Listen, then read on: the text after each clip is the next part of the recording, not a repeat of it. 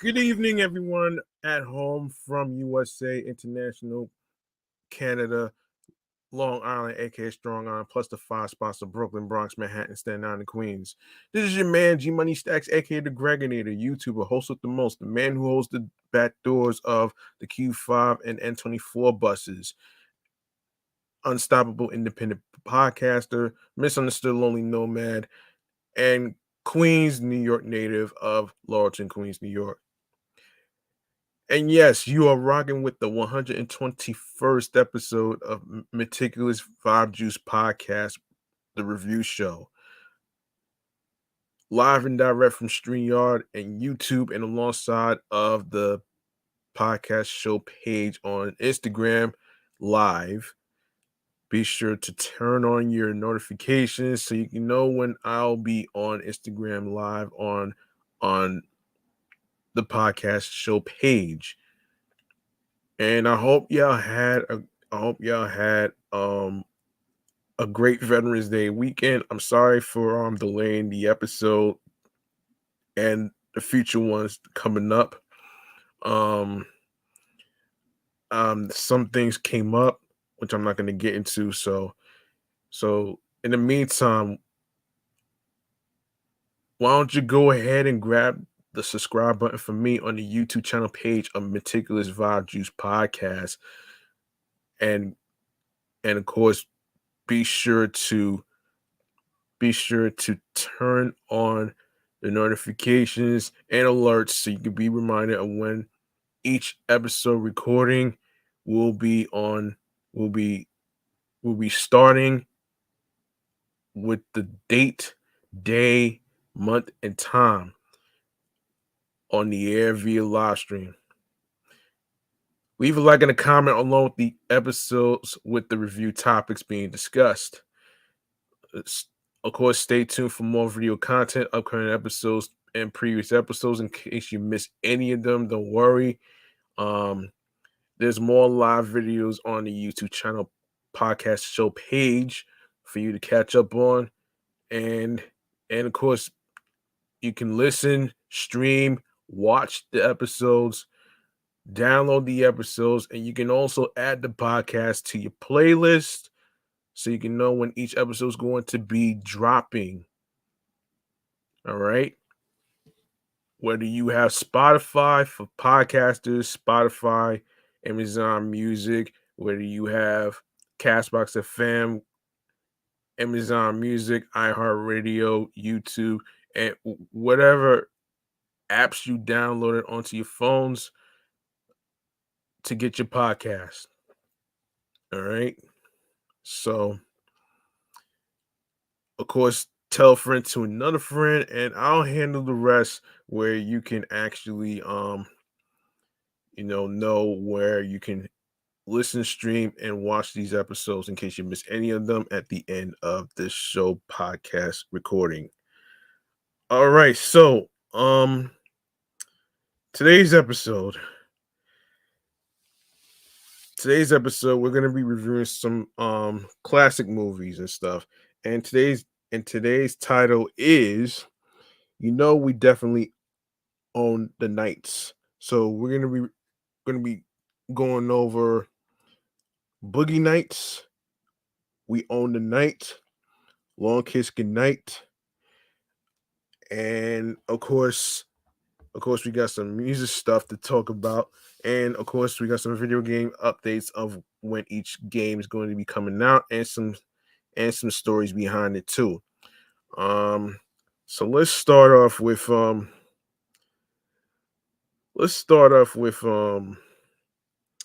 little thing that I like to call, hold on a second. Hold on one second. Yes, let's start off with a little thing called music Kool-Aid. All right. We're gonna get into this right now. But wait a second.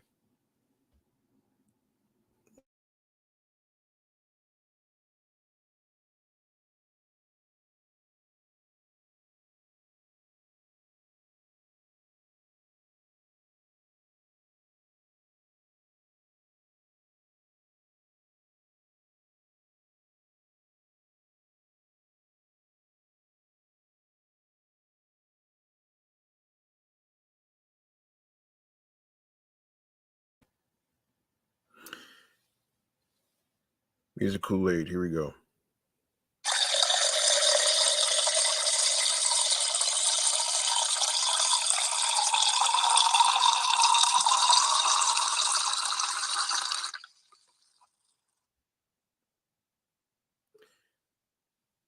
All right. A first story. This is basically hip hop history right there. I'm going over some hip hop history, and this involves Wu Tang Clan. And and um and by the way, they actually have a day named after them, which is very interesting to me.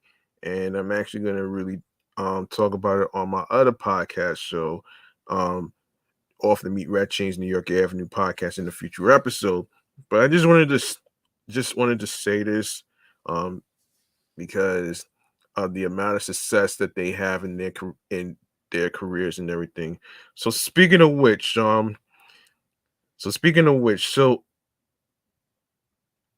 on June 3rd, 1997, the witty, unpredictable talent and natural game gave the world a double dose of their killer bee stings when they dropped the Wu Tang Forever double CD LP, which was 26 years ago. Um, the album was executively produced by the Abbot himself, RZA, along with assistance from Fourth Disciple, Inspector Deck, and True Master, released to the public under the Loud and RCA imprint with direction from the illust- illust- hold on, illustrious Steve Rifkind. This album was certified to gold in its first week and was certified 4 times platinum by the RIAA within 4 months of its release. Some of the hits include the album's lead Triumph, Older Gods, Duck Season, and the prophetic title of their current album, A Better Tomorrow. The Clan just celebrated 20 years together in 2013, looking back on 2 decades of music. The Clan is also currently working on an album with Ghostface Killer running the show. Peace to the entire Clan. Hang on.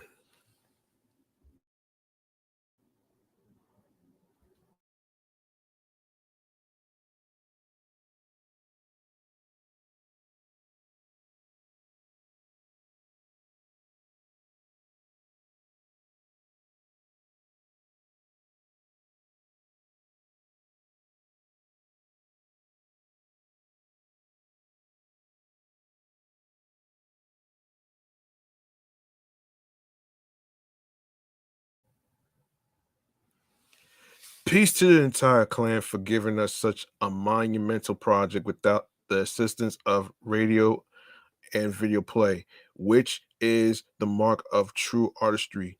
Salute to RZA, Divine, Power, Steve, Rifkind, and everyone who helped make this album a timeless classic. Wow. Very, very, very interesting here. Very interesting. Um, yeah. So congratulations to Wu Tang Clan, especially getting a street named after them, the Wu Tang Way, something like that. I'm not well, yeah. Um, yeah. All right. So let's get into the movies that we're about to go over.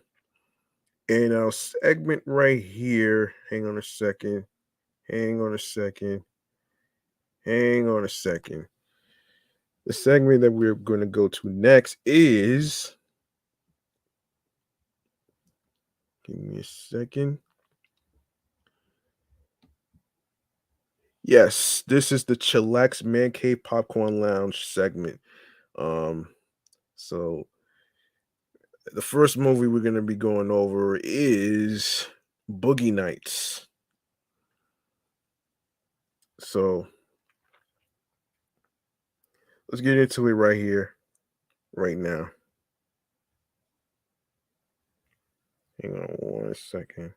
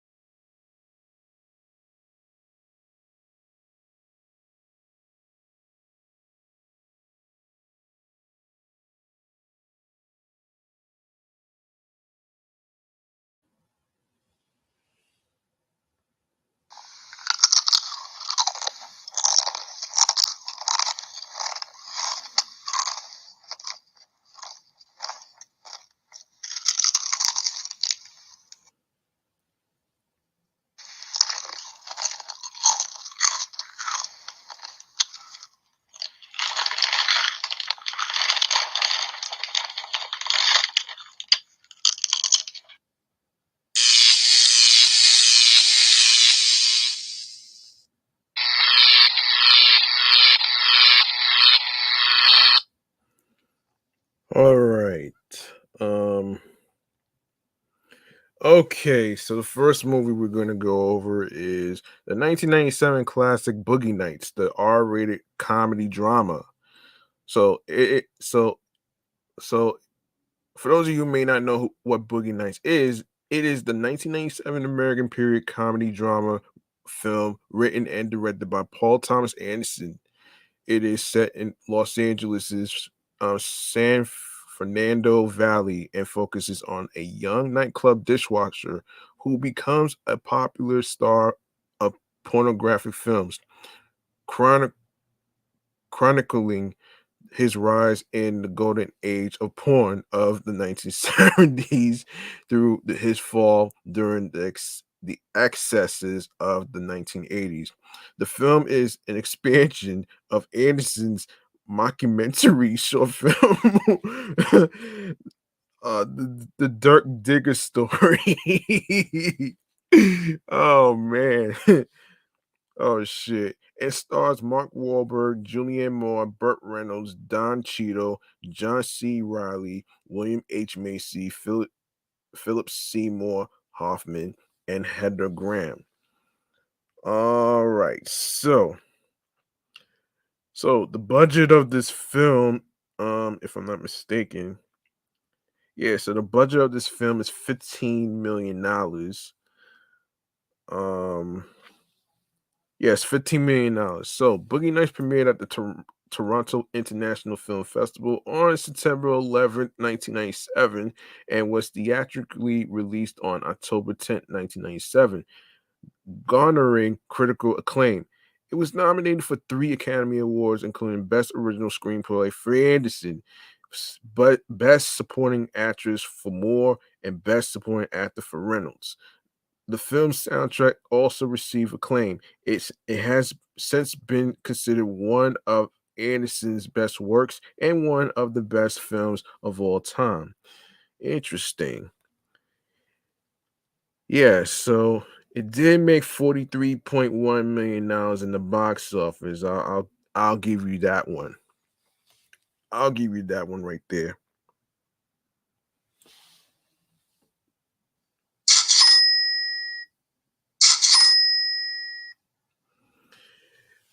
All right. All right, let's go to the reception. Actually, actually while I'm at it, while I'm at it though, Um, where I'm at it. Yeah. So, so there is a soundtrack to hang on a second. Hang on a second. So I didn't even know there was are you really wait. Okay, so there is a motion picture soundtrack to Boogie Nights, of course. So uh, there's some performers actually, and um so this includes intro, Feel the Heat, Riley and Mark Wahlberg, Best of My Love by the Emotions, Jungle Fever, Shaka Shaka Chaz. Huh. Oh man. Brand New Key, Melanie Safka, Spill the Wine, Eric Burden, and War. Gotta Give It Up Part One, late great Marvin Gaye, um, Machine Gun, the Commodores, Magnet and Steel, Walter Egan, Ain't No Stopping Us Now, McFadden and Whitehead. Oh man. Sister Christian, Night Ranger, Living Thing, Elect Electric Light Orchestra. God Only Knows, the Beach Boys. The Big Top um theme from Boogie Nights by Penn, Michael Penn, um, Patrick Warren. Wow. Wow. Um, and wow. Wait. There's so many. Hold on a second. Hold on a second. So there's wait a second. Boogie Nights Volume 2 track listing. Um Mama Told Me not not to not to Randy Newman come. Three Dog Night. Oh shit. Fooled around and felt Evan Bishop in love. Elvin Bishop by Elvin Bishop. Oh shit. You sexy thing, hot chocolate. Oh shit. What kind of name is that for a music artist? That shit sounds so fucking funny. Anyway, Boogie Shoes by KC and the Sunshine Band. Yeah, that's decent. That's a decent name. Do Your Thing. Charles Wright and the Watts 103rd Street Rhythm Band. Driver's Seat. Sniff in the Tears. Feel Too Good. The Move. Jesse's Girl. Rick Springfield. J- JP Walk. Sound Experience. I Want to Be Free by the Ohio Players. Okay, player. Oh man. Joy by Apollo 100. Okay. Okay. Now we can go to the reception here. Okay, so on review aggregator Rotten Tomatoes, the film holds an approval rating of 94% based on 77 reviews, with an average score of 8.10 out of 10.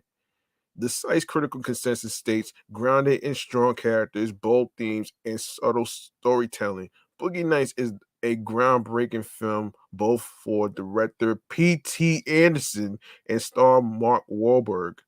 On Metacritic, the film holds a weighted average score of 86 out of 100 based on 28 critics, indicating universal acclaim. Audiences polled by CinemaScore gave the film an average grade of C on an A plus to F scale. Janet Maslin of the New York Times wrote, in quote, everything about Boogie Nights is interesting, unexpected.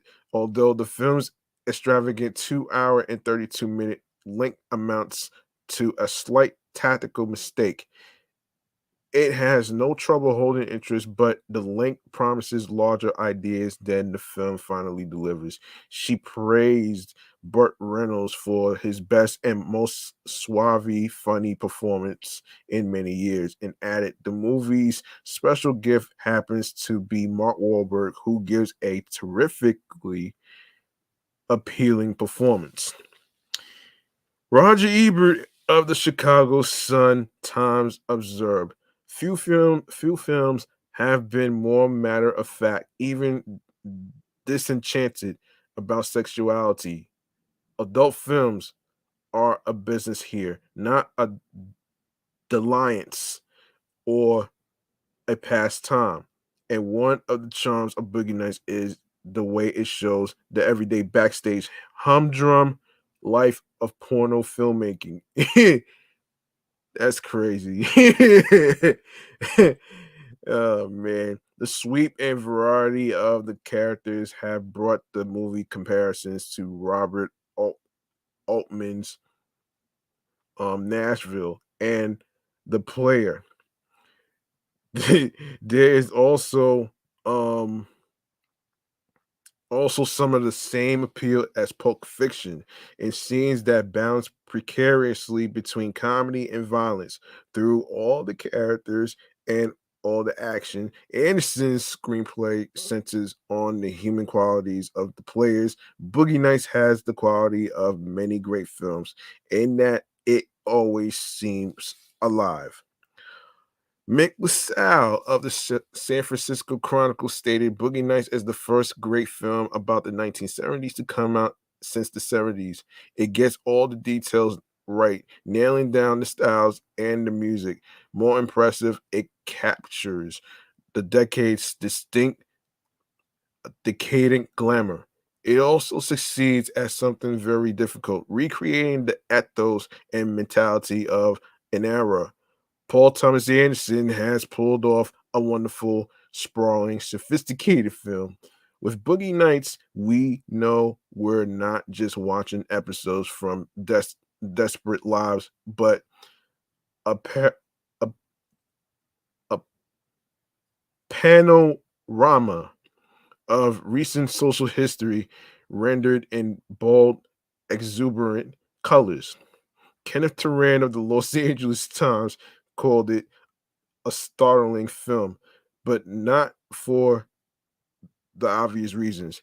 Yes, its decision to focus on the pornography business in the Fernando Valley in the 1970s and 1980s is nervousness itself, but more impressive is the film's sureness of touch, its ability to be empathetic, non-judgmental, and gently satirical to understand what is going on beneath the surface of this raunchy Nashville-esque universe and to definitely relate it to our own.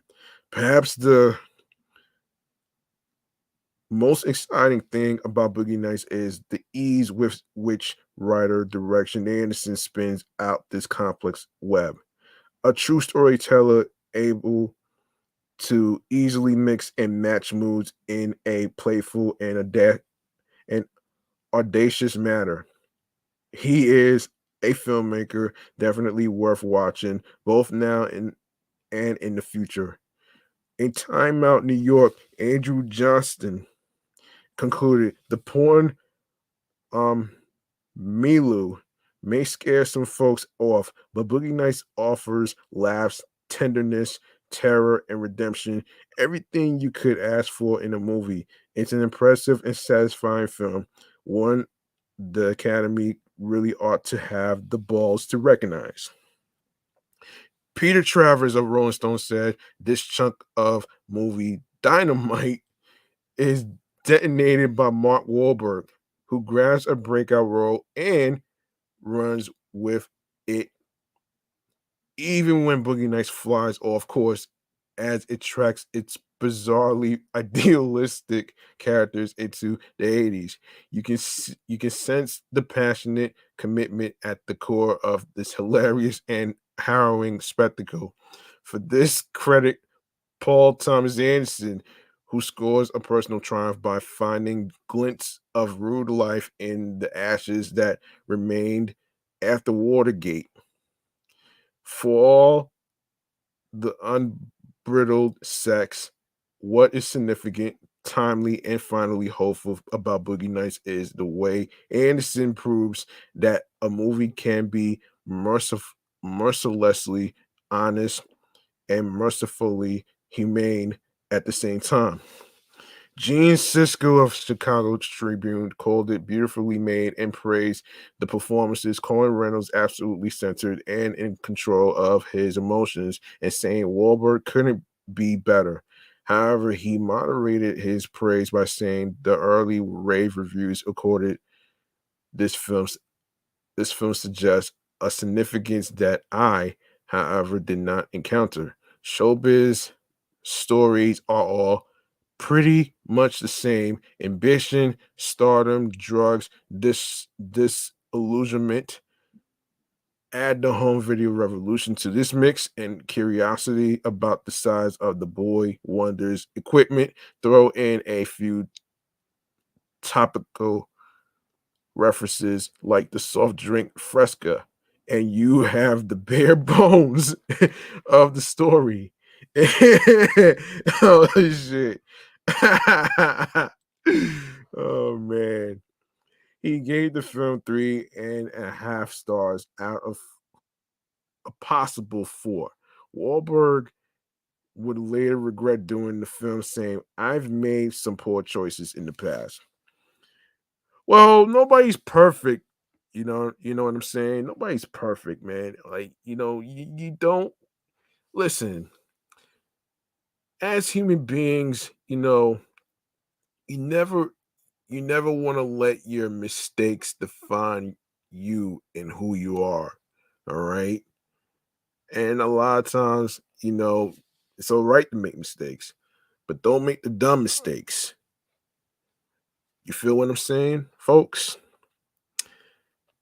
I hope you do.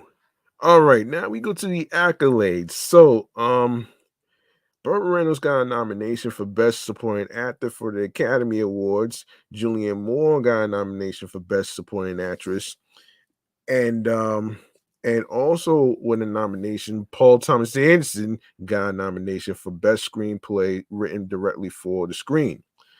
Now we go to Artios Awards. Never heard of it. Christine Sheeks won that award for outstanding achievement in feature film casting comedy. And the Boston Society of Film Critics Awards, Burt Reynolds was in second place for Best Supporting Actor. And of course, Paul Thomas Anderson, also for Heart 8, won for Best New Filmmaker. And of course, the British Independent Film Awards. Um, so the movie won for Best Foreign Independent Film English Language. Burt Reynolds got a nomination for Best Actor in a Supporting Role for the British Academy Film Awards. Excuse me. Um, Paul Thomas Anderson got a nomination for Best Original Screenplay. And now we go to the Chicago Film Critics Association Awards. Paul Thomas Anderson got a nomination for Best Director. Burt Reynolds won for Best Supporting Actor. Julianne Moore got a nomination for Best Supporting Actress, and also Best Supporting, and also a nomination for Best Supporting Actress for the Claude Trudis Awards. I don't know. I'm not familiar. Never heard of it. But anyway, um, yes. So, and of course, obviously, the Critics' Choice Award. The movie got a nomination. Boogie Nights got a Boogie Nights got a nomination for Best Picture. Dallas Fort Worth Film Critics Association Awards. Um, so the movie got a nomination for Best Picture. Burt Reynolds won for Best Supporting Actor. Paul Thomas Anderson got um, a nomination for the Screen International Award for European Film Awards. Julianne Moore won for Best Supporting Actress for the Florida Film Critics Circle Awards. And of course, and the movie won for Best Cast. And Burt Reynolds won for Best Supporting Actor Motion Picture for the Golden Globe Awards. Um, Julianne Moore got a nomination for Best Supporting Actress Motion Picture. Las Vegas Film Critics Society Awards. Burt Reynolds won for Best Supporting Actor. Boogie Nights got a nomination for Film of the Year at the London Film Critics Circle Awards. Burt Reynolds won for Best Supporting Actor for the Los Angeles Film Critics Association Awards. Julianne Moore, Paul Thomas Anderson, Heather Graham all won for Best Supporting Actress, New Generation Award, Best Breakthrough Performance, and Best Dance Sequence. Now hold on. No. Let me rewind that. Mark Wahlberg, Machine Gun got a nomination for Best Dance Sequence for the MTV Movie Awards. Boogie Nights was in seventh place for the National Board of Review Awards, and of course, third place for Best Film. Hold on. Yes, Best Film for the National Society of Film Critics Awards. Paul Thomas Anderson was in third place for Best Director. Burt Reynolds won for Best Supporting Actor. Julianne Moore won for Best Supporting Actress. Burt Reynolds won for Best Supporting Actor.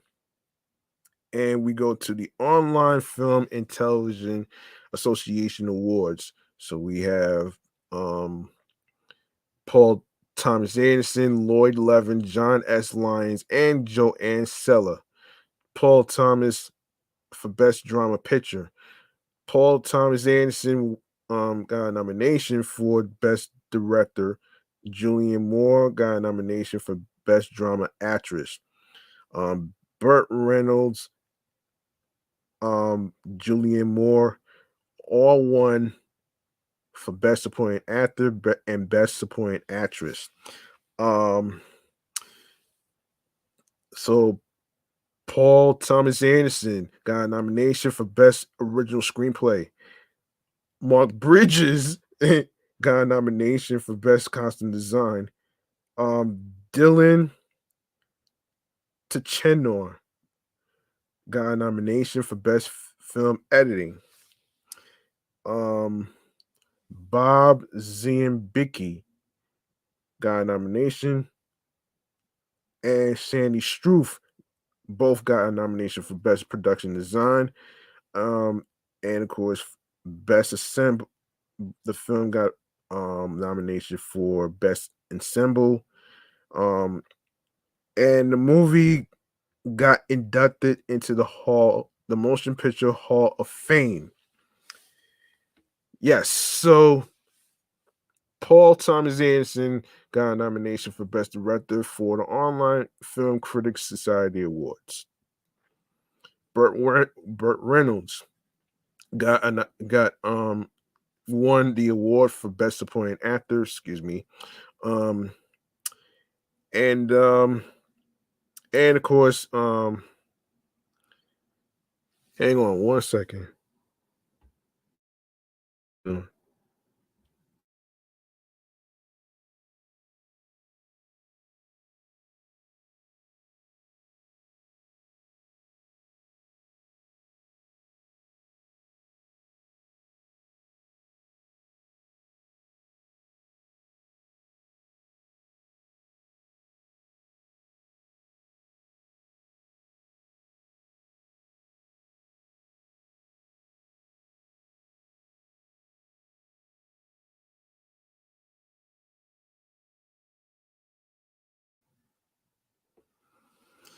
Okay, Paul Thomas Anderson got a nomination for Best Director. Um, yeah, for Best Director. Burt Reynolds won for Best Supporting Actor. Paul Thomas Anderson got a nomination for Best Screenplay and won for Screenplay for the Pan America Literary Awards. I never these awards I never even heard of them, which is really I don't even think they're well known to be honest with you, but I digress. Anyway, um Burt Reynolds won for Best Supporting Actor in the San Diego Film Critics Society Awards. Um Boogie Nights got a nomination for for Best Motion Picture Drama. Paul Thomas Anderson um got a nomination for Best Director for the Satellite Awards. Mark Wahlberg got a nomination for Best Actor in a Motion Picture Drama. Burt Reynolds and Julianne Moore, they both won for Best Actor in a Supporting Role in a Motion Picture Drama and Best Actress in a Supporting Role in a Motion Picture Drama. Um, Paul Thomas Anderson got a nomination for Best Original Screenplay, and of course um Taichin Taichinor Dylan Taichinor got a nomination for Best Film Editing. Um, so the movie Boogie Nights got an award. It won for Outstanding Motion Picture Assemble. Okay, so now we go to Screen Actors Guild Awards. So everybody got a nomination, which includes Don Cheadle, Hedda Graham, Luis Guzman, Philip Baker Hall, Philip Seymour Hoffman, Thomas Jane, Ricky Jay, William H. Macy, Alfred Molina, Julianne Moore, Nicole Ari Parker, John C. Riley, Burt Reynolds, Robert Ridgely, Mark Wahlberg, and Melora Walters. And for Burt, Burt Reynolds got a nomination for outstanding performance by a male actor in a supporting role, and Julianne Moore's nomination for outstanding performance by a female actor in a supporting role. Now we go to Andy Shuttleworth, who won for historical shot for the Society of Camera Operators. Burt Reynolds got a nomination for Best Supporting Actor for the Society of Texas Film Critics Awards. Um, Boogie Nights was in fourth place for Best Picture in the Southeastern Film Critics Association Awards. Julianne Moore got a nomination for Best Supporting Actress. Stinker's Bad Movie Awards. What the hell? Now, yeah, what the hell? What kind of shit is that? Anyway, Mark Wahlberg and his fake 13-inch wait, 13-inch appendage. Oh boy. Worst on screen couple. Oh gosh. Come on, man. Y'all only complaining about this shit too damn much, man. Um, so Paul Thomas Anderson was the runner-up for Best Director for the Toronto Film Critics Association Awards. Um, um, he also won for the he also won for Metro Media Award at the Toronto International Film Festival, and of course, Boogie Nights was in eighth place for Turkish Film Critics Association Awards, and then Paul Thomas Anderson, um, got a nomination for Best Screenplay written directly for the screen for the Writers Guild of America Awards. So there you have it right there. The next movie we're going to be going into is The Long Kiss Goodnight. Yes, another rated R movie to go over is The Long Kiss Goodnight, which is a 1996 American action thriller film co-produced and directed by Rennie Harlin and produced by Shane Black and Stephanie Austin, with screenplay written by Black. What kind of name is that? Oh shit. Oh man. Oh shit. Anyway, oh no no no no no no no no no no. Hold on. I'm sorry.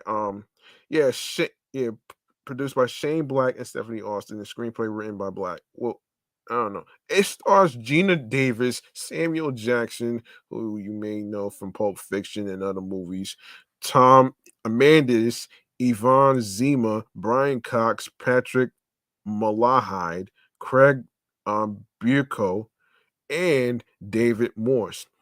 So the story follows an amnesiac school teacher who sets out to recover her identity with the help of a private detective, um, played by Jackson, when they discover a dark conspiracy. Oh shit. Oh shit. I don't like the sound. That sounds pretty scary. I don't like the sound of that.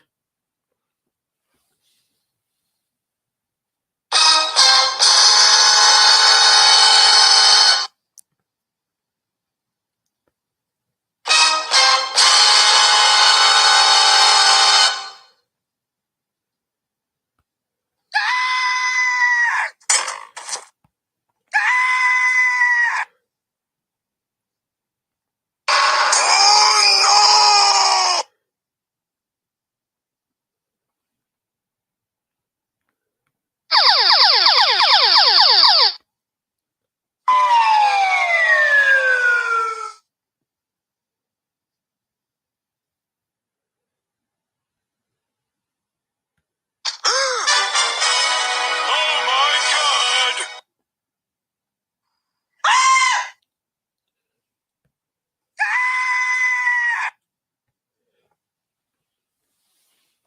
All right, let's keep going here.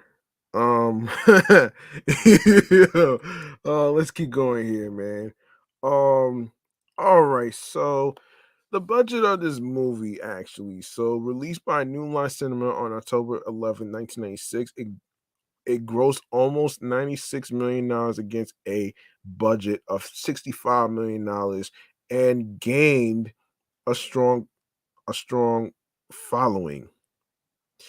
Yes, I refuse to say cult because that shit is so negative. I don't want to say that.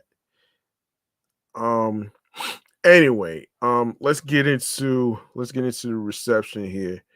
Um Over its opening weekend, the film grossed 9,065,363 dollars from 2,245 theaters, coming in third among films opening that weekend. It grossed $33 million, 33,447,612 $612 in the US and Canada, and of course 62,000 no hold on 62,009,149 internationally, for a worldwide gross of 95,456 1,761.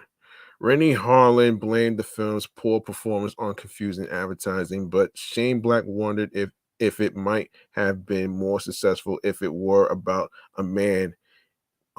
It might have made more money, they told me, but it hadn't.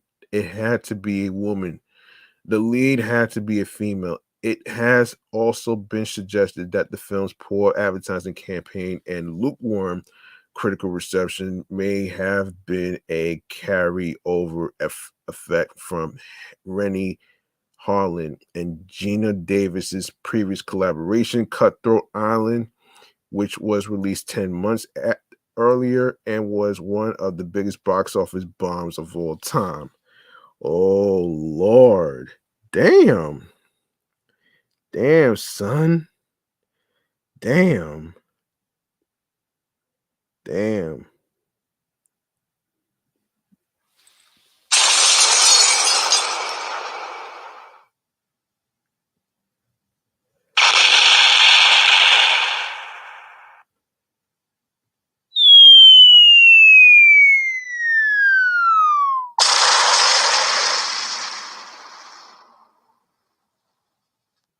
Wow. That's a damn shame, man. Um, Critical reception. The Long Kiss Goodnight received mainly positive reviews. It holds a 68% approval rating at Rotten Tomatoes based on 59 reviews, with an average rating of 6.1 out of 10. The site's consensus states, in quote, smart, sharp-witted, and fueled by enjoyably over-the-top action. The Long Kiss Goodnight makes up an impact what it lacks in consistent aim. On Metacritic, the film has a score of 44 out of 100 based on reviews from 20 critics, indicating mixed or average reviews. Audiences polled by CinemaScore gave the film a median grade of A minus on an A plus to F scale. Damn. Christine James from Box Office gave it 3.5 out of 5 stars, calling it a lot of fun, but believing that there were some weaknesses in the script. Roger Ebert gave it 2.5 out of 4 stars, stating, I admired it as an example of craftsmanship, but what a lot of time and money to spend on something of no real substance. In 2014, Time Out polled several film critics, directors, actors, and stunt actors to list their top action films. And The Long Kiss Goodnight placed 82nd on the list. Damn. Oh, damn, son. In retrospect, Gina Davis said, I love the I love the movie. My character might be my favorite role. It's a close call between Thelma and that one. Well, apparently Thelma and Louise, of course. Never saw that movie anyway. But anyway, that movie came out great and got some good reception, but it didn't soar to heights. Let's say perhaps as we wanted it to. Samuel Jackson stated that The Long Kiss Goodnight was his favorite movie to watch that he was in. Of all the films he made, Rennie Harlan said The Long Kiss Goodnight was his favorite. End quote. It is definitely for me. It's just very simple. It's a movie that had a really good screenplay, which meant that I was able to get really good actors. It's always challenging to make a movie, but it sure makes it easier when you have a good screenplay like in that one.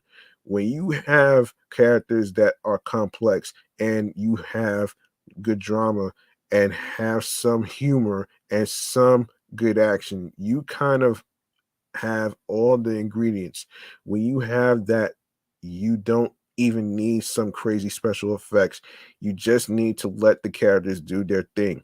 It was a great experience. Hold on, I didn't even know they had a sequel to this shit. I didn't know they had a sequel to this shit though, man. Um, no, there was no sequel, unfortunately. There was no sequel. There was no sequel, unfortunately. So let's see. There was no sequel, unfortunately. All right, so let's get into We Own the Night. I think I remember watching this movie that came out years ago. I think I did, but let me just go over it. Anyway, so another rated R movie, We Own the Night, is a 2007 American action thriller film directed and written by James Gray, co-produced by and starring Joaquin Phoenix, who plays the Joker, of course, and Mark Wahlberg, and co-starring Eva Mendes and Robert Duvall. That movie came out while I was in my first year of college, actually, which is kind of interesting, though. But anyway, it is the third film directed by Gray and the second to feature Phoenix and Wahlberg together, the first being 2000's The Yards. The title comes from the motto of the NYPD Street Crimes Unit, which disbanded in 2002. Man, so all right, with its budget, the budget was between 21 to $28 million. The film premiered on May 25th, 2007 at the 2007 Cannes Film Festival, and it was released in the United States on October 12th, 2007, ultimately receiving mixed reviews from critics and grossing $55 million.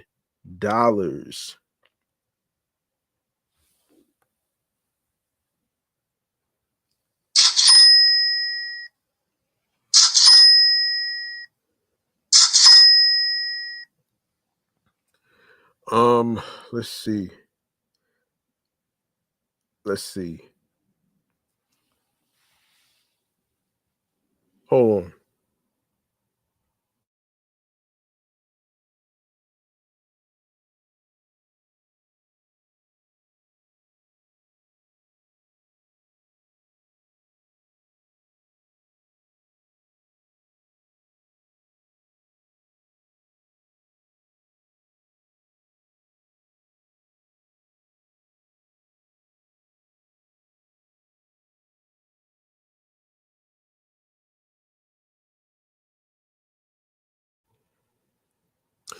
Yeah, sorry about that. All right, let's go to the reception here, man.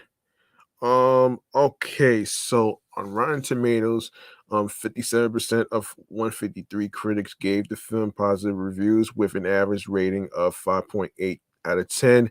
The website's critical consensus reads bland characters, cliched dialogue, and rickety plotting ensure We Own the Night never lives up to its potential. On Metacritic, the film has a weighted average score of 59 out of 100 based on 33 critics, indicating mixed or average reviews. Audiences surveyed by Cinema Score gave the film a, a grade B minus on an A plus to F scale. Roger Ebert of the Chicago Sun-Times wrote, in quote, "This is an atmospheric, intense film, well acted, and when it's working, it has a real urgency." Peter Travers of Rolling Stone called it defiantly refreshing, unhip, and gave it 3 out of 4. Now we go to the box office. So the box office in its opening weekend in the United States and Canada, the film grossed $10.8 million in 2,362 theaters, ranking number 3 at the box office, which is not bad. The film grossed a total of $54.5 million worldwide, to $28.6 million in the United States and Canada, and $26.5 million in other territories. In two in April 2006, after acquiring multiple international rights, Universal Pictures announced its acquisition of domestic rights to the film. However, Sony Pictures later paid $11 million for the domestic rights, releasing it through its Columbia Pictures division. By June 2017, the film has totaled $22 million in DVD sales and $32 million in DVD rentals. Wow. Wow.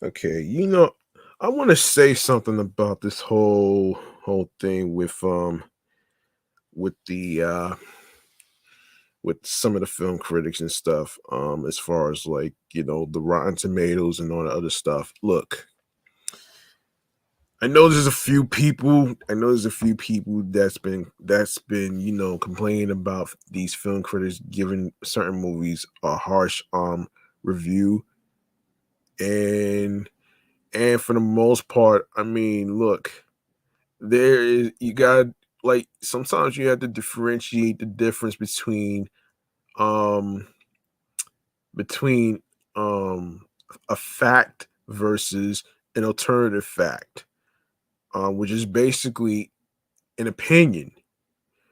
I mean, a lot of times people get affected by, opinions of a certain movie that's been made or whatever case scenario may be.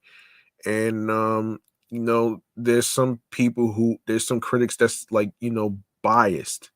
And sometimes people have a problem with biased critics and stuff. But you know what? I look at it at both sides actually. You know, film critics, yeah, they may be old as shit. They may be old as shit. So, but there's some film critics that's like, younger than old folks. You know what I'm saying? And I kind of feel like sometimes, we get caught up with the expectations of what critics think. And people have to see. Not too many people are gonna listen to Rotten Tomatoes and Metacritic. Because a lot of times their numbers are not always accurate. You know what I'm saying? They're not always accurate. So a lot of times, when people do reviews, sometimes the numbers will lie versus the ones that do. So you know, just see whatever movie you like that you prefer. Whether it's a horror movie, whether it's horror movies, whether it's comedy, drama, action, thriller, all that other stuff. So, you know, that shouldn't really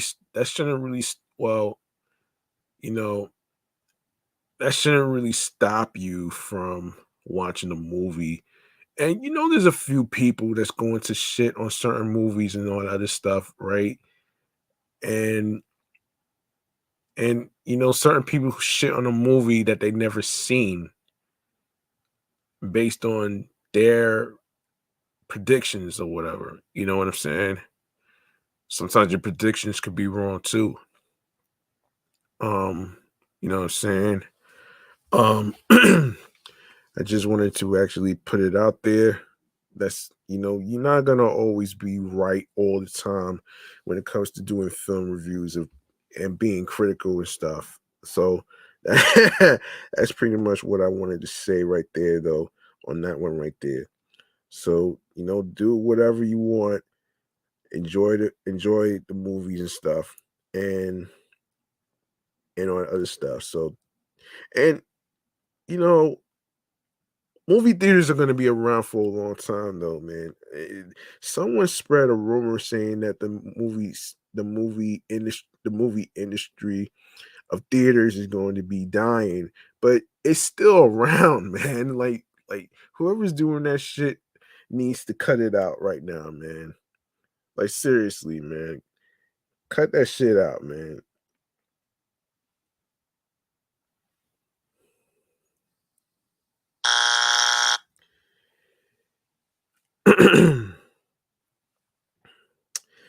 All right. All right, so we are going to go to a little thing.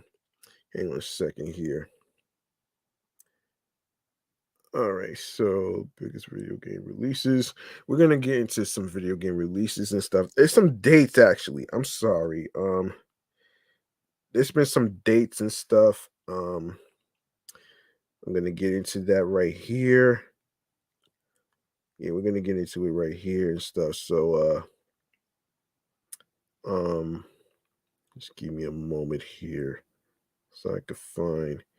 Yes, so we got more video game releases still going on in 2023. Um, how about we go ahead and just take a stroll to our next segment? Next segment is gonna be. Hold on a minute here. Hold on one second.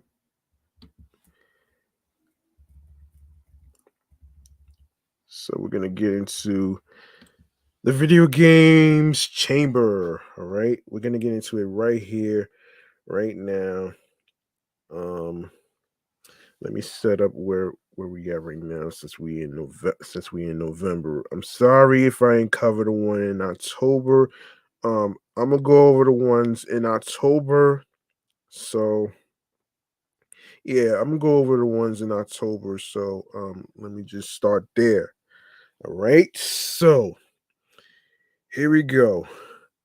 The video games chamber. All right. All right. All right. One second.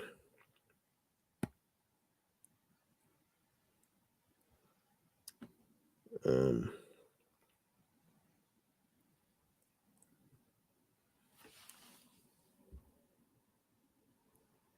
one sec.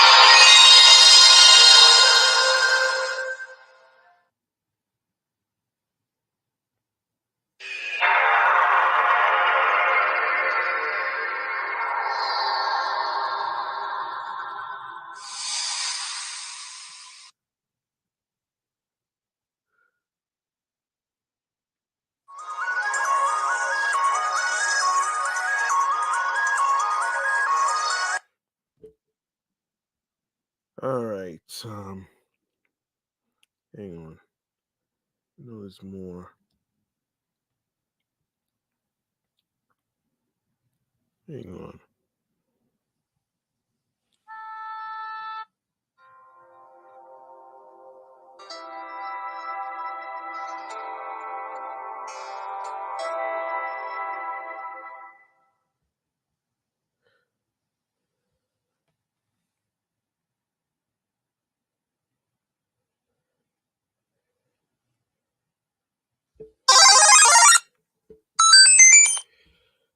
Okay. Let's go over some games that came out in the month of October, shall we? Um, let's see. Yeah.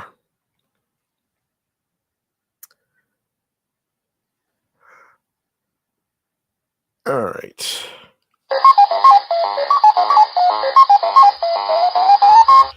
Okay, let's go over the October releases. Okay, so starting with the games in October, and I'll work my way through the beginning and mid November. All right, so I'm gonna get into um and this is from GameInformer.com, folks. That's where I'm actually looking at right here. Um, okay, this is okay. The game starting with the game of Bilkins Folly, which came out October the 2nd for PlayStation 5, PlayStation 4, Nintendo Switch, and PC. All these game systems that I just mentioned, if you didn't get a chance to check them out and cop them, go ahead and buy them. Whether it's at GameStop, Best Buy, Target, wherever you get your games for your video game systems. This this Gia 7 Vows of the Virtualist came out October 3rd for PlayStation 5, PlayStation 4, Nintendo Switch, PC. Scorn also came out on the 3rd for PlayStation 5. Silent Hope for Nintendo Switch and PC. And now we go to October the 4th for Blossom Tales 2, the Minotaur Prince for Xbox Series, Xbox One. Assassin's Creed came out on October the 5th for PlayStation 5, Xbox Series, PlayStation 4, and PC. Front Mission 2 remake for Nintendo Switch also came out on the 5th. And also on the 5th, My Little Universe for Nintendo Switch and PC. The Dark Pictures anthology Little Hope for Nintendo Switch. Um October 5th. So War Groove 2 for Nintendo Switch, PC. Um number October 6th, Borderlands 3 for Nintendo Switch. Detective Pikachu returns for Nintendo Switch. NHL 24 for PlayStation 5, Xbox Series, PlayStation 4, Xbox One. All right, let's go over Borderlands 3. Let's go over this actually. So um okay. So let me see if there's any info. Let's see. Okay. Okay. So here it is. So a lot has changed in the FPS game scene since 2012 when the last numbered entry of Borderlands arrived in our gaming machines. In all the ways that matter, the sequel hews closely to the blueprint established in that well-loved release, exploring forth onto our screens with a bevy of wild weaponry, asinine asinine humor, and bloody battles. Um, the formula feels dated, but with some updates to UI and gameplay and a huge adventure across a variety of destinations, it's easy to embrace the insanity once again, if in the back of your head, if all feels just a bit too familiar. Players once again jump into the role of one of four unique Vault Hunters, each with engaging gimmicks that set their playstyles apart from the brawling melee charges of the latest Siren to the mech powered sustained assaults of the Gunner. Each character offers a range of build options and theory crafting your way to a powerful murder machine is especially compelling after several dozen hours of play and earn skill points. Most of the playstyles borrow liberally from earlier games or other franchises entirely, so most power sets will feel like an old pair of shoes to genre faithful, easy to slip into, but with few surprises. Uh, Across an especially lengthy campaign, Borderlands 3 skewers internet and corporate culture in equal measures, s- sat- satirizing the inherent narcissism and selfishness of both with the series' trademark sophomoric wit. The humor is certainly hit and miss, but the writers seem to have adopted the philosophy that you miss 100% of the shots you don't take. The chatter is nearly constant. Storytelling feels more epic this time as the heroes jet between planets. Previous games in the franchise have sometimes felt too tied to a particular environment, and this new installment combats that stale sensation with several well realized locals from an idyllic monastery to a corporate mega mega city. The variety is a welcome diversion and keeps the visual palette pleasing. Guns are once again the real stars of the show, with an unreal assortment of firearms that feature just a just as much gameplay variety as visual uniqueness. Um, I enjoy the varied option at hand, and the solid gunplay across the board ensures engagement for many hours. From assault rifles that launch blasts of radiation to a pistol that shoots rockets, there's no end of experimentation to be had. If anything, the plethora of options can feel overwhelming and slow down the otherwise frenzied pace of play as you simply try to figure out what is worth keeping or selling. A problem exasperated by cumbersome inventory management and too few sell spots. It doesn't help that weapons only sometimes conform to their expected archetypes. When a pistol is sometimes a better long range option than a sniper, how best to judge an item's utility at a glance? Sliding under gaps and mantling over obstacles contribute to the fast flow of exploration, and I appreciate the sense of speed and mobility. Hold on.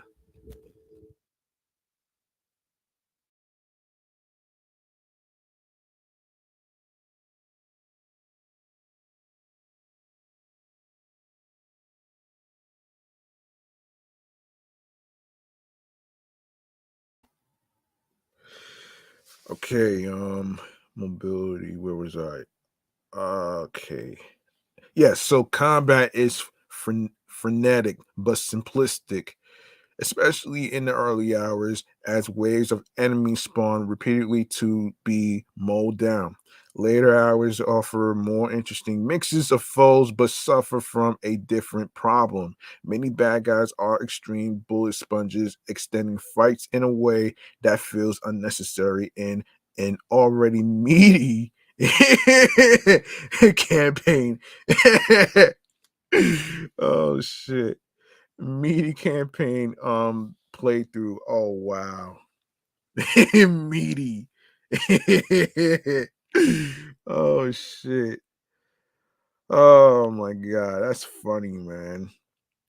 That's funny.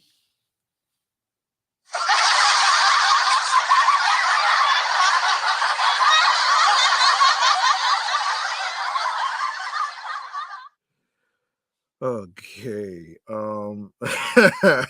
Several bosses are especially guilty of this sin and can make for a miserable slog, especially play solo where endless circles strafing quickly loses its appeal. Like its predecessors, Borderlands 3 is at its best when played cooperatively with up to four players online. As more Vault Hunters enter the fray, the visual phantasm agora of color and explosions is amusing and strangely delightful. Um, the game supports easy drop and play and options for independent levels, scaling, and difficulty, smoothing out the hurdles facing players in different places in the game. If the bang you want for your buck is simply a wealth of content and a lot to do, Gearbox has you covered. Beyond the potential for trying out different characters and builds through the lengthy sweep of the narrative, the post game experience opens up a range of challenge options, tiers of mayhem infused encounters to climb through, and rank increases to shoot for as you dive back into the action.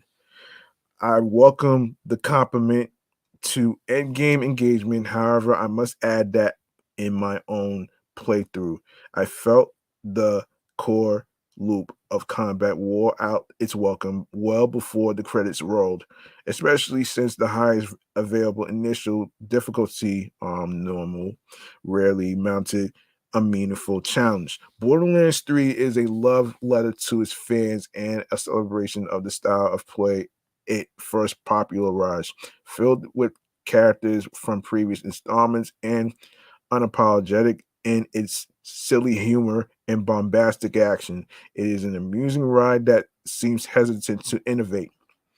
If more of what you loved before is your chief desire, Gearbox has granted that wish through a game of impressive scope that charts some very safe territory.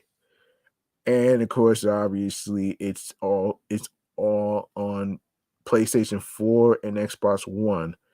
Um, and the versions feature two-player local split screen cooperative play. So there you have it right there.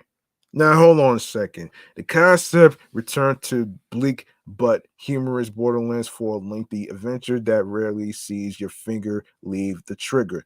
Graphics, the familiar style is intact and attractive, but you could be excused for feeling that little has changed in the years since the last game. The sound, over the top voice work, including some celebrity surprises, vacil- vacillates between genuinely funny and entertaining prattle. Playability, smart changes to mobility, solid gunplay, and a well crafted set of new abilities make the game accessible to a broad range of players if you are willing to invest a lot of time. Entertainment, in all formula executed well. Borderlands 3 rarely takes chances or strays from expectation. Replay moderately high. Okay, there we go, right there. Um, okay, all right. So let's see, where was I? Okay, so yes, Detective Pikachu returns on Nintendo Switch. I'm not gonna go over that. And I already mentioned NHL 24, PlayStation 5, Xbox Series, PlayStation 4, and Xbox One. Okay, Forza Motorsport for Xbox Series PC came out on October 10th. Ooh. Okay, let's take a look at this. Let's take a look at this. Yes, so it can be rare for a newer franchise to challenge a well-established genre leader for the throne, but that's precisely what the Forza Motorsport series has done since its first entry in 2005. Excuse me. Um since then, the sim racing genre has featured dueling frontrunners with Gran Turismo and Forza Motorsport taking turns in the lead. The latest entry, simply titled Forza Motorsport, takes a back to basics approach to keep pace with its chief rival. Speeding around the track has never felt better. A palpable sense of speed accompanies excellent physics and visuals to create a superb racing experience. A multitude of factors converge, including track surface, weather, the wear of your tires, and the various tuning elements of your vehicle to determine how your vehicle handles and feels. In the hundreds of laps I drove, I can't remember any instance when I skidded off the track or allowed an opponent to overtake me where I didn't immediately understand what I did wrong. However, a penalty system meant to discourage cutting corners or ramming opponents is less spelled out. One intentionally caused crash yielded no penalty. While the same system docked me more than a second for some routine paint trading around a corner. I appreciate what it sets out to do, but the inconsistent penalties caused me to throw my hands up in disbelief. Oh shit. Okay, if you didn't check out the Forza Motorsport trailer, it's on YouTube. You can subscribe to Forza Motorsport Forza on YouTube to check out the trailer. In case you didn't see it, you're more than welcome to actually check it out for yourselves. So single player races are spiced up by the series trademark Drivatar feature, which helps artificial intelligent artificial intelligence drivers behave more like real players. Okay, this is the fucking artificial intelligence shit in games. I don't know why you would consider this, but this is just beyond me. Um Yeah, I love that it replicates player tendencies and their mistakes. I still occasionally see artificial intelligence drivers spinning out onto the trackside rubble. This dynamic behavior helps add variety to an otherwise straightforward career mode. Forza Motorsports' career was where I spent the most time. The campaign presents you with different themed cups and tours in which to compete. These include some requiring you to drive a specific performance class or fall into a certain classification bucket, like high powered performance vehicles or sedans. I appreciate the simple nature of playing through various cups in successive order, though I would have liked more freedom in the mode's progression and car collection. As you race, you earn credits which can be used to buy more cars, but you also level cars up in an odd RPG light twist. As you complete certain feats on the track, your car gains levels. I quickly became hooked on posting the best times on individual track segments to gain more experience. However, I don't like that upgrade components are locked behind your car level. These arbitrary level gates made me less interested in going in and tweaking my car's part parts manually. Instead, um, instead of trying to figure out which parts were unlocked with my newest level up, I often opted to have the game optimize the upgrades for me. Give me one moment.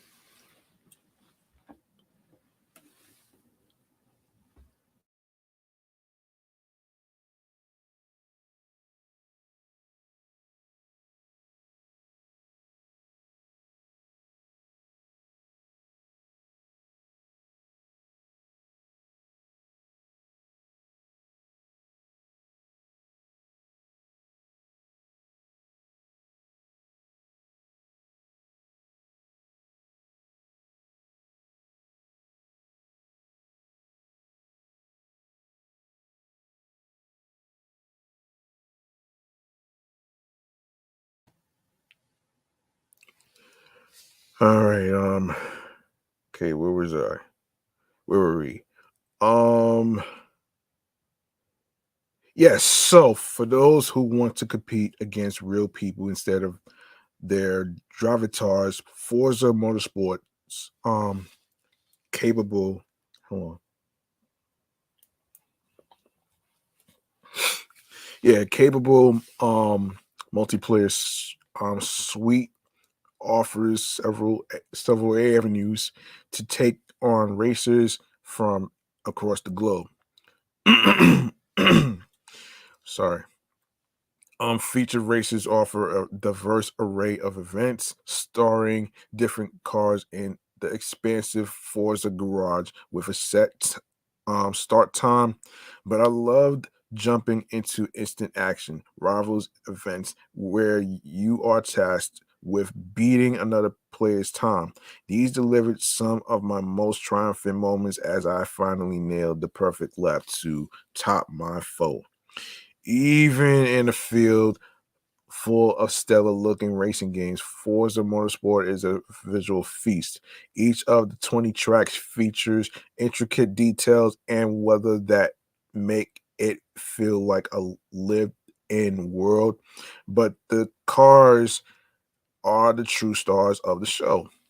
Whether you are driving around in common street cars from Honda and Ford, supercars from Ferrari and McLaren, or the various racing tuned speed machines on offer, each vehicle's impressive look and sound match the uncompromised feel of the on the track action. You can visually customize each of the more than 500 launch cars with custom paint jobs and vinyls, but I'm disappointed by the limited body customization options. I'm also underwhelmed by the damage, which is a shame since so much of the game is built around attention to detail. Even when I drove directly into a wall at nearly 200 miles per hour.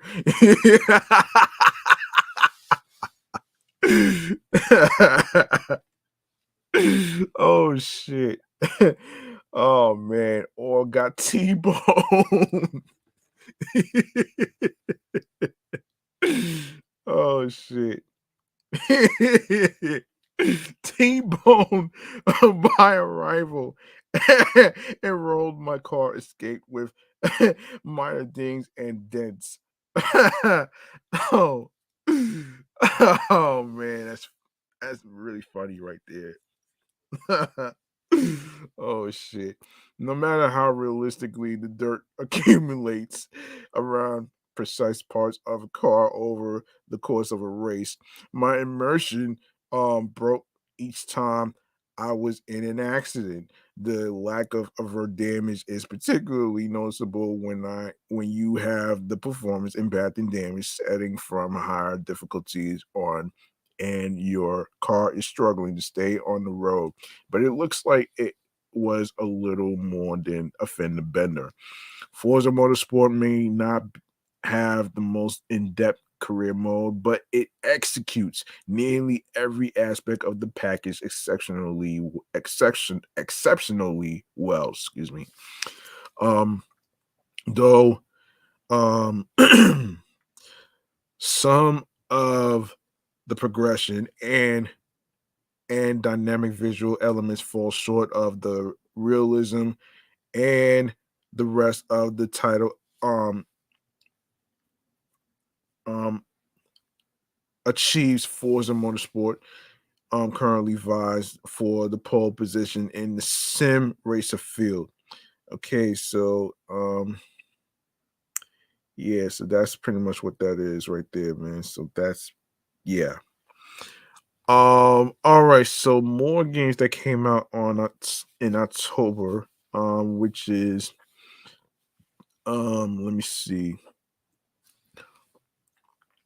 Honkai Star Rail for PlayStation 5 also came out on October 10th. Also on the also um another game that came out on the 10th of October, which is Little Gator Game. PlayStation 5, Xbox Series, PlayStation 4, and Xbox One. Roblox, PlayStation 4, October the 10th. Um Wild Card Football for PlayStation 5, Xbox Series, PlayStation 4, Xbox One, Nintendo Switch, and PC. Um, October the 11th, Total War Pharaoh for PC.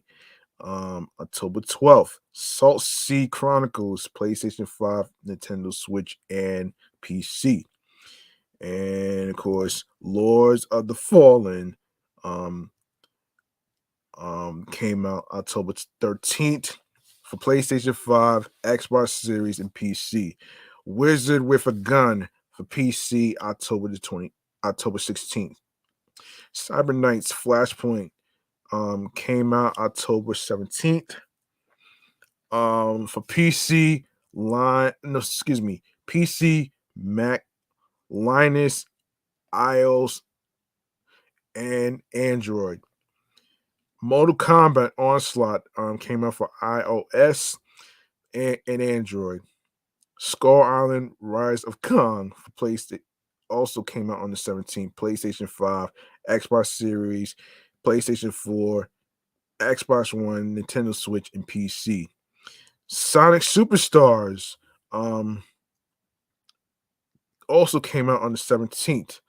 Uh, for PlayStation 5, Xbox Series, PlayStation 4, Xbox One, Nintendo Switch, and PC. Let's go to the review for that one right there. Let me see. Hold on, let me see something.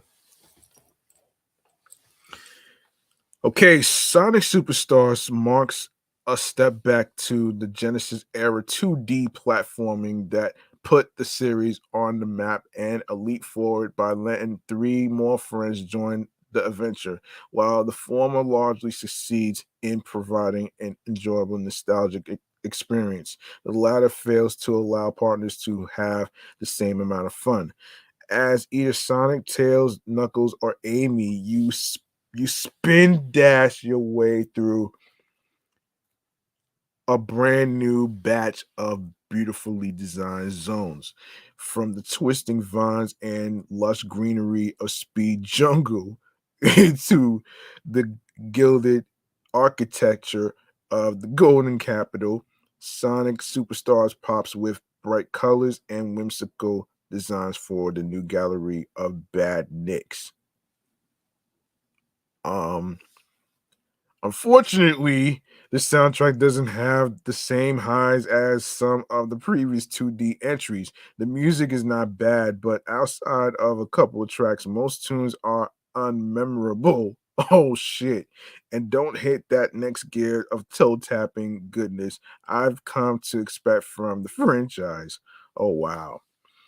And platforming holds up its end of the bargain. However, the physics perfectly replicate the feel of Sonic's Genesis adventure, allowing me to comfortably slip into the action like putting on an old glove. Sonic's pals sport their familiar specialties. Tails can fly. And no, it's not a butt copter, folks.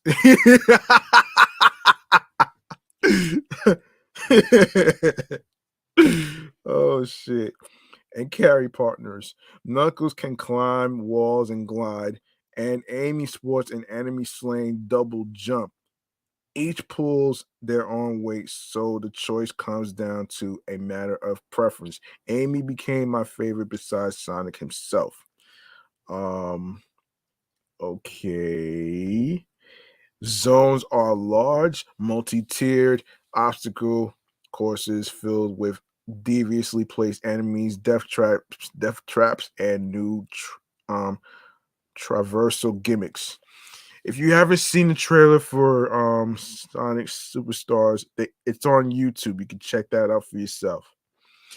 I like mechanics such as jumping across speeding roller coaster trains in a casino zone, or transforming into pixelated avatars in a cyberspace inspired world.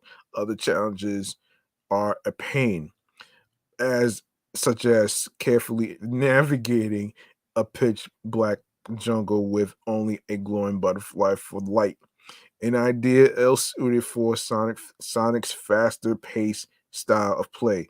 Besides traditional mainline acts, new character specific acts provide decent avenues to sample the other heroes while propelling the narrative. As a whole, levels do a good job of capturing the core fun of Sonic zipping through elaborate obstacles at breakneck speed, while dodging hazards at the last second.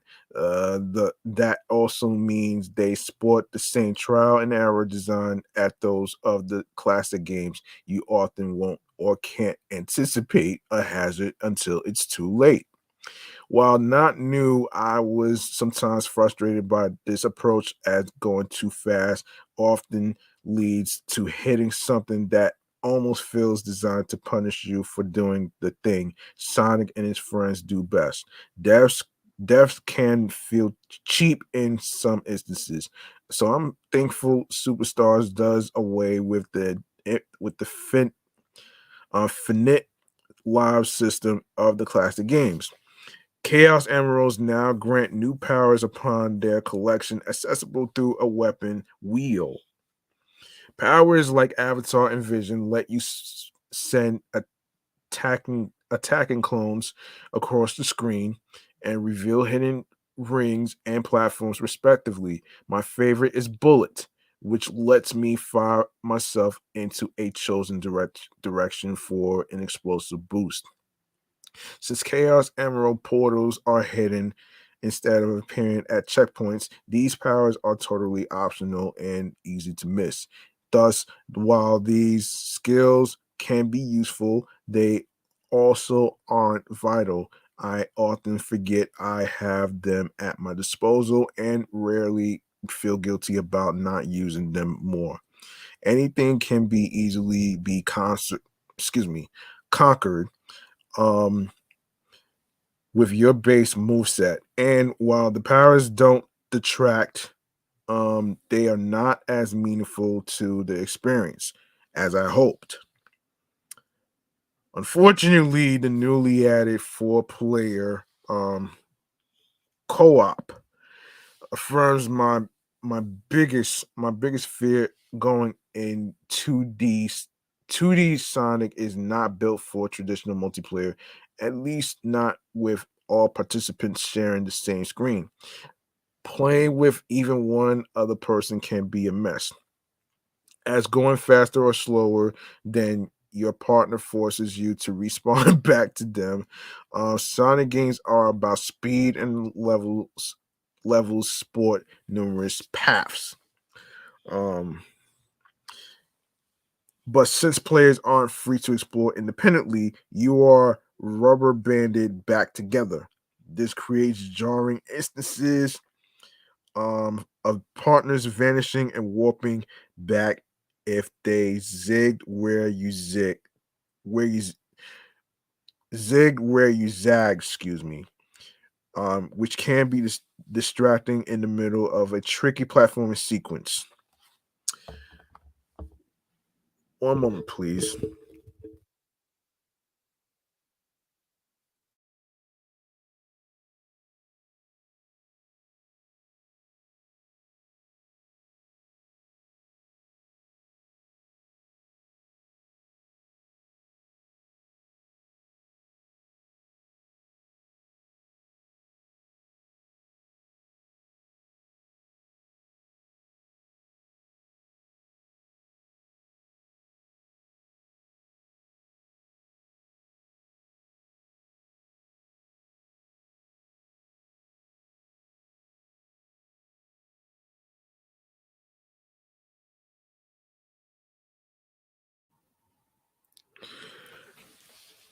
All right, where was I?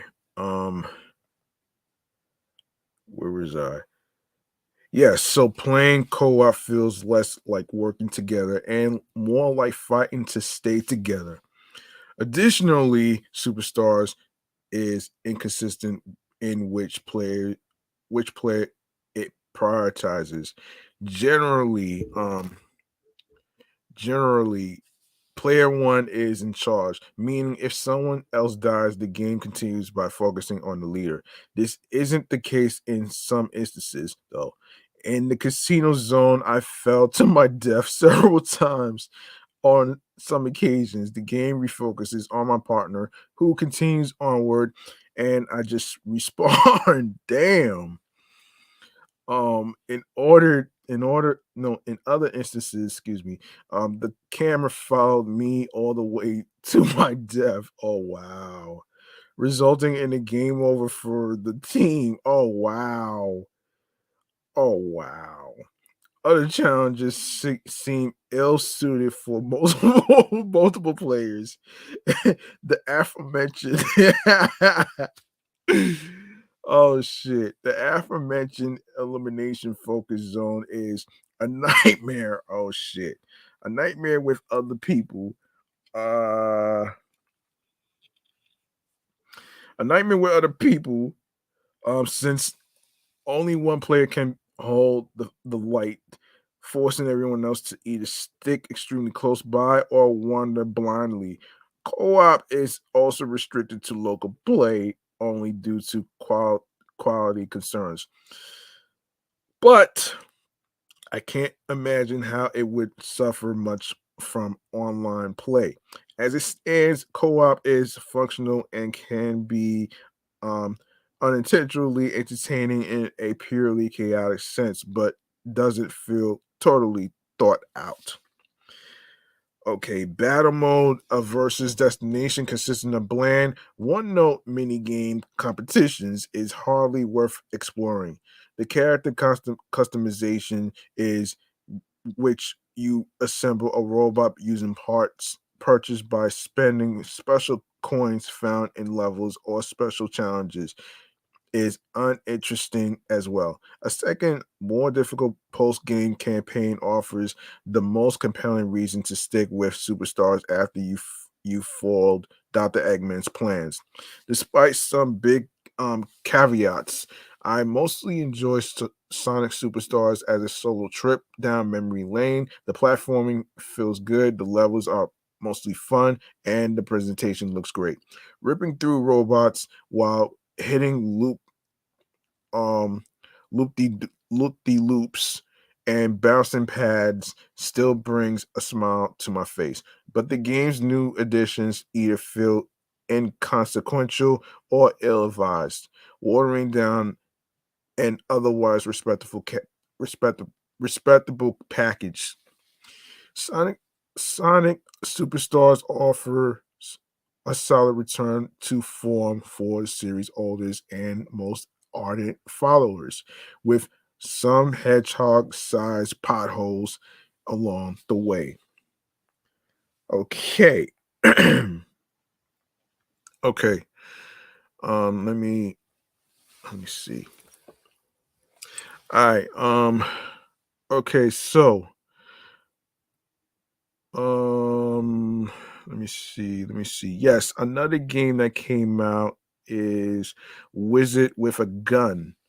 Um, for PlayStation 5 and Xbox Series. Mike Magnolia's Hellboy Web of Word for PlayStation 5, Xbox Series, PlayStation 4, Xbox One, Switch, and PC came out October the 18th. Also came out on the same day is Slender The Arrival for PlayStation 5, Xbox Series.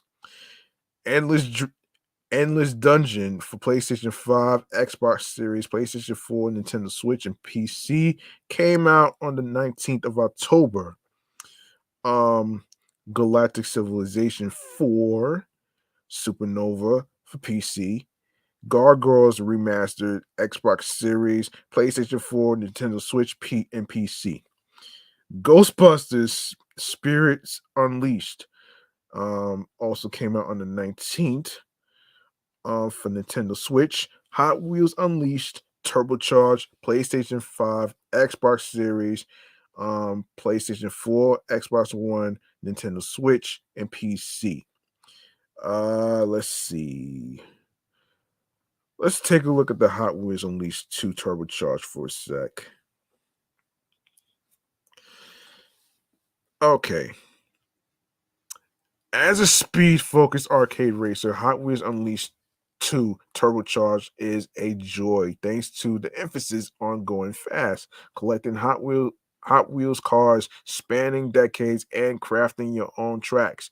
However, it doesn't quite have the variety of tracks to keep it fresh throughout, and the story mode is an innocuous affair, leading to middle of the pack results instead of the checkered flag it was chasing. While it may not be as technical as most racing sims or as silly as the Mario Kart series, Turbocharged doesn't lack charm. Hot Wheels Unleashed 2 drops you onto tracks in a backyard, on a golf course, and in other real world locations that recreate the memories of a kid who could dream up their masterpiece track and then put it together, whether no, excuse me, wherever um they like. Loop-de-loops, golf balls, giant spiders, and tight corners provide a chaotic and enjoyable challenge. Um, the focus on speed is fun, making races quick, just one more time affairs. You must master your boost in standard races, obstacle races, boss races, and eliminations, which are my favorite, as you need to keep the lead for a set time as cars are eliminated until yours is the sole survivor. Your boost bar is crucial since you use it to perform jumps and lateral dashes. Feature two features new to the sequel. Players can use the lateral dash to slam into other cars, but it, along with the jump, can also be used mid-flight to right your vehicle back in to back onto the track, fueling the chaotic control during races. You gain boost via drifting, and thankfully, the mechanic is forgiving and pretty easy too. If not mastered, at least get a handle on quickly. Different cars have different boosts, um, which can change how you approach a race. One car may only have 3 bars max, giving you 3 boosts, while another has an entire bar that lets you save or burn as much as you want. Figuring out how much you, no, excuse me, how and often you can boost around tracks is essential. You may run into a situation where you can't jump over an obstacle. Limited boost made me enjoy how I had to be just a little strategic in using it. There was more than one instance where I overdid it, finding myself unable to jump over a barrier or boosting right off a course. I never felt cheated, but I had a good laugh and I learned from my overexcitement. In those instances, holding a button respawns you with enough boost to try again, though you lose a handful of seconds. Oh shit. uh, the the game includes a story mode, create creature rampage, but it's mostly a throwaway Saturday morning cartoon affair. Creature Creature Rampage's premise is simple. Giant monsters are on the loose, and your job is to shrink them down and subdue them by racing, all while listening to jokes from a wisecracking robot, a professor who seems to do more harm than good with his gadgets, and a fellow racer. The story plays out like a motion comic with panels moving around furiously. It's all a bit forgettable, and I honestly couldn't wait for the cut scenes to be over. But it doesn't linger long enough to get in the way of the races and earning more coins, upgrades, and pieces to customize tracks. The roughly 8 hour story mode does a good job of nudging players to use a variety of cars. The Hot Wheels aren't just there to look cool. A rip rod in the drifter category takes corners like a dream, whereas a swift Mini Cooper is better suited for handling specific track terrain. I liked being pushed to use different cars in various situations, and the types really matter. I used a car unsweeted for off road and couldn't navigate dirt corners, encouraging me to explore new cars. After that nudge, I began upgrading my cars to have different boosts or handling benefits via the perks system. And before I knew it, I was customizing my cars with new looks. I would have enjoyed more variety in the track locations during Creature Rampage and other modes as you end up racing through much of the same scenery, hearing the same music, and looking at a game that seems stuck in a past console generation with sometimes bland visuals. It isn't enough to detract from the fun, but you see a lot of the dinosaur museum and golf course before the game is over. Seeing this as a virtual play box on top of a racing game is a huge part of the proceedings. The racing is tight, fast, and fun, but the need to earn more coins to buy more cars for your virtual garage is enthralling.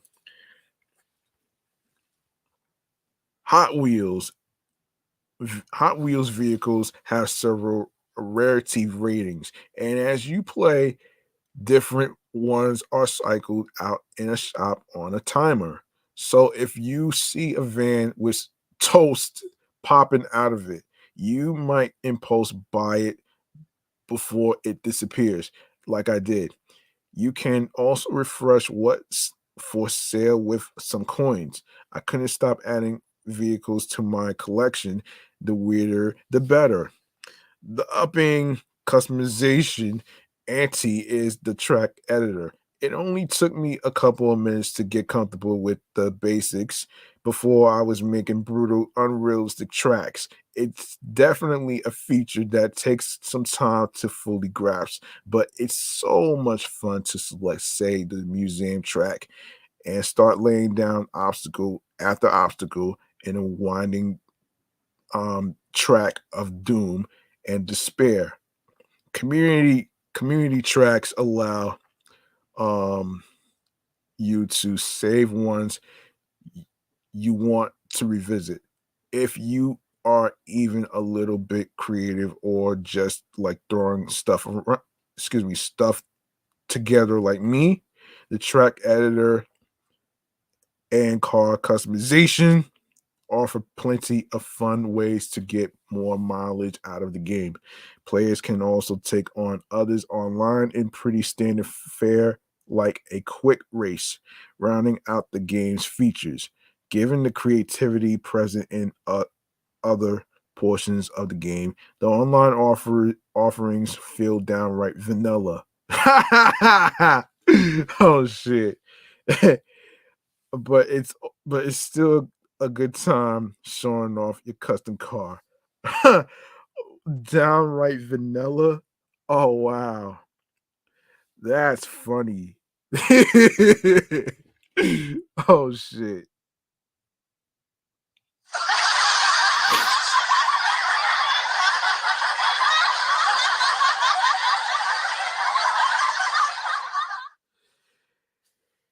Yes. Yeah, downright vanilla. That's funny right there, but it's still a good time showing off your custom car. I can't knock Hot Wheels Unleashed 2 turbocharged for too much. It's in an enjoyable arcade like racer that feels like something you might find in the arcade. It captures what it's like to be a kid imagining race courses for your toys and offers an almost overwhelming customizable playbox. The quick races and variety in modes never let anything become too dull before you are onto the next objective, boosting your way to victory. I'm not a Hot Wheels diehard, but the sheer creativity, speed, and customization hooked on me. Okay. All right. So let's keep going. Let's keep going. Um, all right, let's keep going here. Um, all right, so also on the 19th, Overpass 2, um, PlayStation 5, Xbox Series, and PC. The 7 Guest VR, which is virtual reality, folks. PlayStation VR 2, Quest, and PC. The Gap, not to be confused with the clothing store for PlayStation 2, PlayStation 5, Xbox Series, and PC. Um, the the Jackbox Party Pack 10, PlayStation 5, Xbox Series, PlayStation 4, Xbox One, Nintendo Switch, and PC. World of Horror for PC only. October 20th, Colossal Cave, iOS. Marvel Spider-Man 2, PlayStation 5, October 20th. Super Mario Brothers Wonder, Nintendo Switch, also on the 20th. Um, let's see how much time we got here. Yeah, I'm just gonna skim through the dates. SpongeBob SquarePants The Cosmic Shake came out on the 23rd of October for PlayStation 5, Xbox Series only. City Skylines 2 for PC came out on the 24th. Just Dance 2024, PlayStation 5, Xbox Series, and Nintendo Switch. Metal Gear Solid Master Collection Volume 1 for PlayStation 5, Xbox Series, Nintendo Switch, and PC. The Lord of the Rings Return to Moria for PC only. Stray Souls came out on October 25th for PlayStation 5, Xbox Series, PlayStation 4, Xbox One, and PC. Um, October 26th, Battle Cakes for PC only. Dave the Diver also came out on the same date for Nintendo Switch. Frog Detective, The Entire Mystery, PlayStation 5, Xbox Series, PlayStation 4, Xbox One, and Nintendo Switch.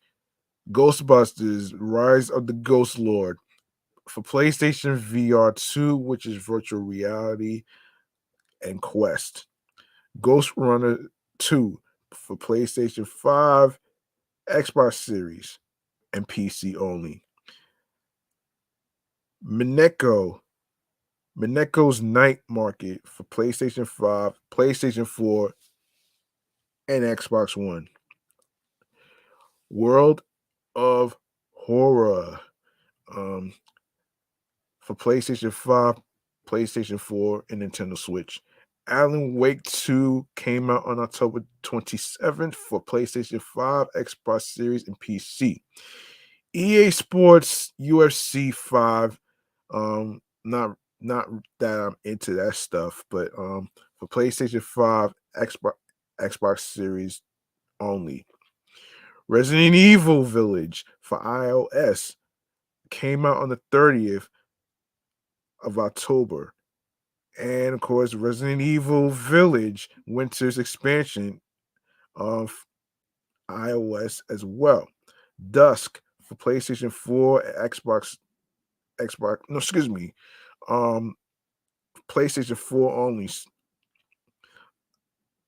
Juscent for PlayStation 5, Xbox Series, and PC came out on the 31st of Halloween. Also on the 31st of Halloween is Silent Hill Ascension for PC only. Now we head to November. November 1st, Alien Hominid Invasion came out on the 1st of November. Xbox Series, Xbox One, Nintendo Switch, and PC. Crossfire Sierra Squad for PC only.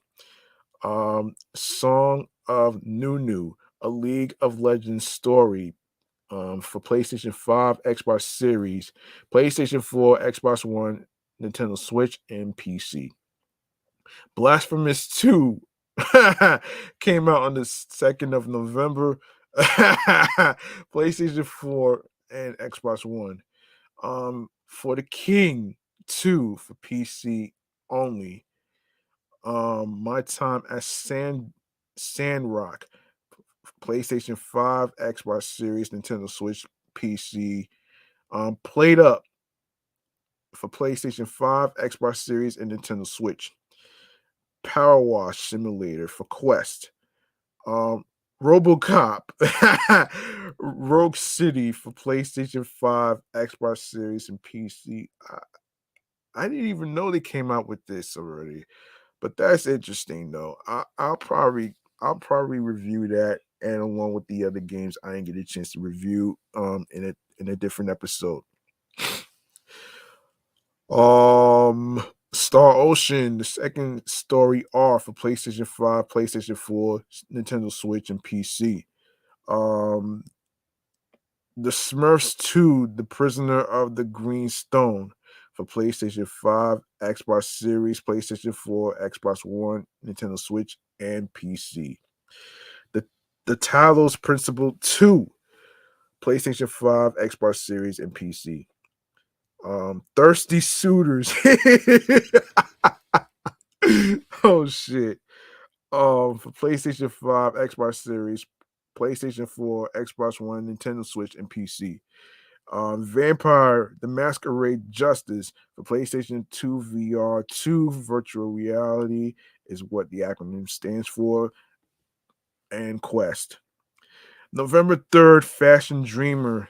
Such a boring game like Sims. For Nintendo Switch, WarioWare. Move It for Nintendo Switch. The Invincible PlayStation 5, Xbox Series, PC came out on November the 6th.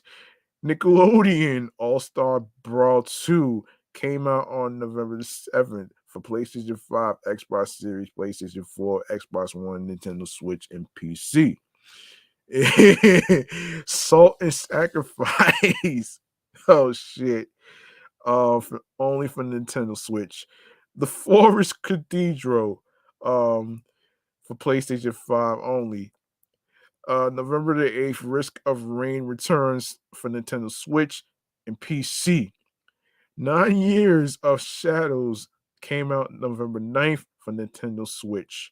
Also on the 9th, Berserk Recharge, PlayStation 5, Xbox Series, PlayStation 4, Xbox One, Nintendo Switch, and PC. Like a Dragon, Gaiden, the man who earned his name, PlayStation 5, Xbox Series, PlayStation 4, Xbox One, and PC. Call of Duty Modern Warfare 3, PlayStation 5, Xbox Series, PlayStation 4, Xbox One, and PC. Also came out. All right, I'm gonna stop right there. I'll take a look at the other games that's coming out on the 14th. Actually, yeah, we'll take a look at that tomorrow and in the next episode. All right. I'm gonna wrap this up right now, man. You know what I'm saying? So let me see. Let me see this shit. Okay. All right. So let's wrap this up here. Wait, street choices on the grow. Yes. All right, we're gonna wrap this up right here, man. We're gonna go to a very last segment right here, which is stream choices on the go, man. Let's get into it right here, right now. Let's do this. Oh, wrong one. Sorry.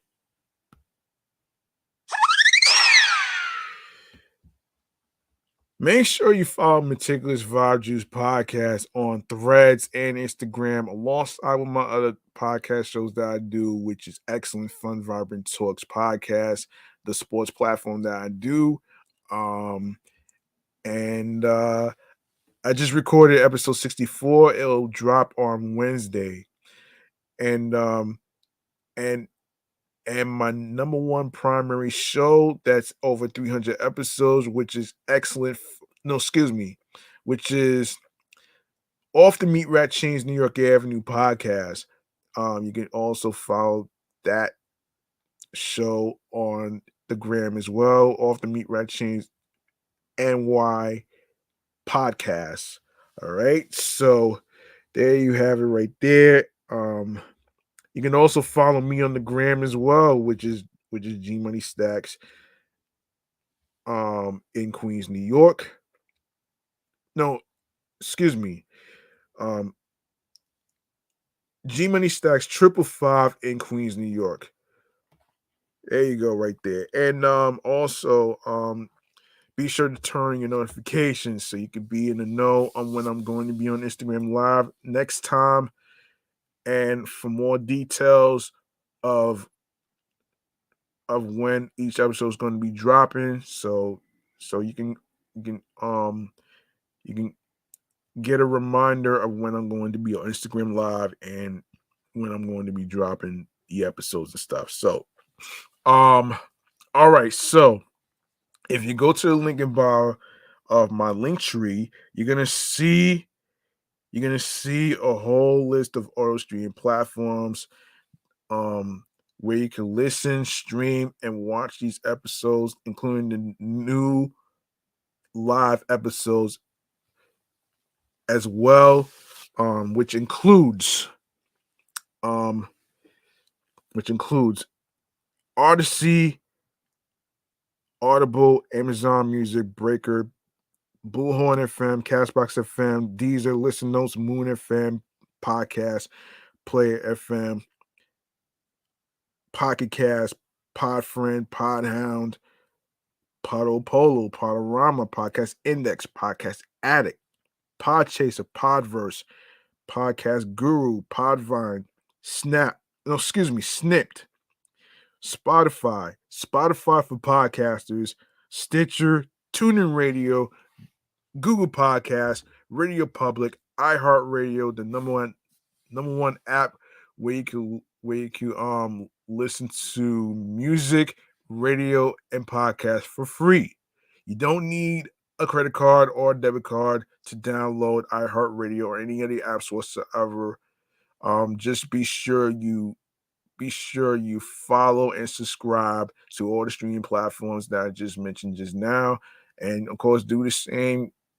Of course, do the same with the other podcast shows that I do. Make sure you subscribe and follow um my other shows, which is Excellent Fun Vibrant Talks podcast, the Sports Edition show. You can also follow this podcast right here, which is Meticulous Vibe Juice podcast review show, and also my number one primary show in the, with 302 episodes off the Meat Rat Chains New York Avenue podcast as well. So and do the same with YouTube. Make sure you grab the subscribe button on the YouTube channel page of Meticulous Vibe Juice Podcast, and also do the same with my sports channel, Excellent Fun Vibrant Talks Podcast, as well as my other YouTube channel, G Money Stacks 555, where you see all the live new episodes of Off the Meat Rat Chains New York Avenue podcast. And of course, you can also see the live episodes of Meticulous Vibe Juice podcast as well. So leave a like and a comment along with the review topics that's being discussed. Tell us what you thought about the review topics and the games, the music history of hip hop, of albums and movie reviews and all that other stuff. So also stay tuned for more video content, upcoming episodes, previous episodes, in case you missed any of the live episodes in the live stream on YouTube. And also be sure to you can download your favorite episodes. You can also download the podcast and add it to your playlist, whether you have Spotify for podcasters, whether you have Odyssey, whether you have Audible, um, Amazon Music, whether you have Castbox FM, whether you have iHeartRadio, YouTube, and other streaming platforms, wherever you listen to podcast shows and stuff, and the episodes as well. Yes, so be sure to listen, stream, and watch these episodes in case you miss any of them. Share the videos, share the episodes, and of course tell a friend to another friend, and of course share the Linktree link that says Linktree/Meticulous Vibe Juice Podcast with all the streaming platform links that's included with the podcast, with your husbands, your wives, your boyfriends, girlfriends, friends, the people you are cool with, um, the people that you're cool with from work and everywhere else in between. All right. That's gonna do it for me. I'm your man G Money Stacks, aka the Gregonator. Thank you so much for tuning into episode 121, titled titled um titled we definitely own we definitely most you know we most definitely own the nights, which is dedicated to Boogie Nights, Long Kiss Goodnight, and we own the night. So there you have it right there. Um and remember, the grind doesn't stop. Hard work pays off. New York wasn't built in a day. And you just have to trust the process. Um you have to trust your instincts, be confident, be consistent on your craft, on your P's while you are on your P's and Q's, creatively, mentally, physically, and spiritually. And along with finding something that clicks to you, that makes sense, that makes you happy, doing what you love, that gets you into your zone alongside with tunnel vision. All right. So there you have it, folks. I'm up out of here. Thank you very much for listening and rocking with me. And I do apologize for the delays of the upcoming episodes, including this one right here. So I will see y'all next time in the next episode. Peace and one love, and enjoy the rest of your day and the rest of your night. Good night, everybody.